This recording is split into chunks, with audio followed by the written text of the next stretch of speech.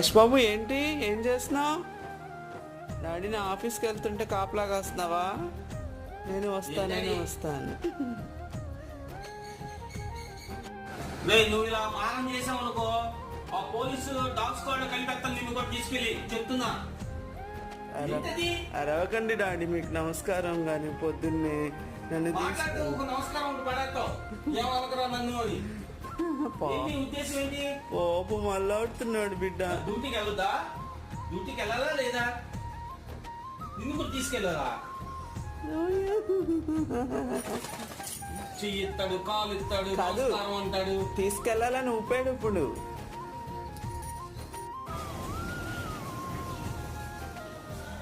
దా